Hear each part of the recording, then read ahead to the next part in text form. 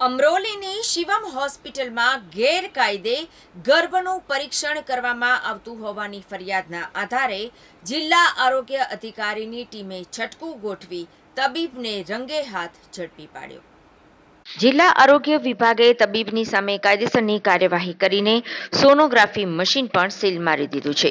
સુરત જિલ્લા પંચાયતના જિલ્લા મુખ્ય આરોગ્ય અધિકારી ડોક્ટર અનિલ પટેલ અને તેમની ટીમને મળેલી ફરિયાદના આધારે અમરોલી કોસાડ રોડ ઉપર રઘુવીર સોસાયટીમાં આવેલી શિવમ હોસ્પિટલ એન્ડ આઈસીયુમાં દરોડો પાડ્યો હતો. તેમાં તબીબ હિતેશ જોશી નાણાં લઈને ગેરકાયદે રીતે ગર્ભ પરીક્ષણ કરતા ઝડપાઈ ગયો હતો. આ અંગે જિલ્લા મુખ્ય આરોગ્ય અધિકારી અનિલભાઈ પટેલે જણાવ્યું કે હાલમાં આ તબીબ ગેરકાયદેસર પરીક્ષણ કરતા ઝડપાયા છે અને તેમનું સોનોગ્રાફી મશીન પણ તેમની સામે કાયદેસરની કાર્યવાહી કરવાની સાથે સાથે ફોજદારી ગુનો પણ દાખલ કરવામાં આવશે. ઉપરોક્ત તબીબ હિતેશ જોશી અન્ય કોઈ ગોરખ ધંધામાં સામેલ છે કે નહીં તેની પણ તપાસ કરવામાં આવશે. તબીબ હિતેશ જોશી BHMSની ડિગ્રી ધરાવે છે, છતાં પણ ગર્ભ પરીક્ષણ કરવા માટે પોર્ટેબલ સોનોગ્રાફી મશીન રાખ્યું હતું. સામાન્ય રીતે ગાયનેક તબીબ પાસે જ આ મશીન હોય છે, જ્યારે હિતેશ પાસે આ મશીન કેવી રીતે આવ્યું તેની પણ તપાસ કરવામાં આવનાર છે, કારણ કે તેની પાસે જે ડિગ્રી છે તેના આધારે ગર્ભ પરીક્ષણ કરી શકે નહીં. તેમ છતાં તેના દ્વારા કરવામાં આવતું હોવાના કારણે તબીબી માટે લાગુ કરવામાં આવેલા નવા નિયમો હેઠળ પણ કાર્યવાહી કરવામાં આવે તેવી શક્યતા રહેલી છે. કારણ કે રાજ્ય સરકાર દ્વારા હાલમાં જ નવો કાયદો લાવવામાં આવ્યો છે કે જે તબીબ પાસે જે ડિગ્રી હોય તેની જ સારવાર કરી શકે, તે સિવાયની સારવાર કરવામાં આવે તો તેની સામે ગુનો દાખલ કરી શકાશે. હું doctor Anil Patel, district appropriate authority cum chief district health officer Surat. Shivam hospital અને આઈસીયુ હોસ્પિટલ જે અમરોલી વિસ્તારમાં આવેલી છે, એમના વિરુદ્ધમાં એક સામાજિક કાર્યકર્તા અને જાગૃત નાગરિકે ફરિયાદ કરી હતી.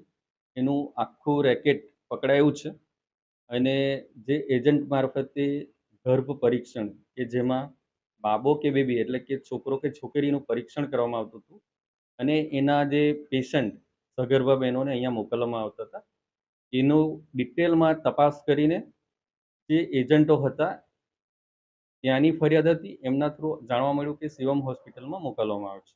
તો અત્યારે અમે આ એકદમ સાચી અને સચોટ માહિતી છે, એટલા માટે આજે PCPNDT એક્ટ ગર્ભ પરીક્ષણ ન કરી શકે એ કાયદાનો ભંગ કરેલો હોવાથી આજે સોનોગ્રાફી મશીન છે જે અમારા PCPNDT એક્ટ હેઠળ રજિસ્ટ્રેશન પણ છે, તો કાયદાનો ભંગ કર્યો હોવાથી એને મશીન સીલ કરીને એની કાર્યવાહી કરી રહ્યા છે.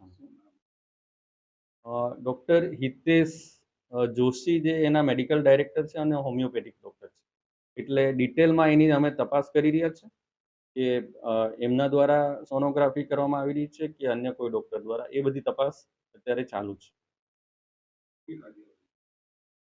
અત્યારે આ મશીન અમે સીલ કરી રહ્યા છે, જેની કાર્યવાહી અત્યારે ચાલુ છે અને આ જે એક્ટના નિયમો પ્રમાણે એને એમની અગેન્સ્ટમાં કોર્ટ કેસ કરવામાં આવશે.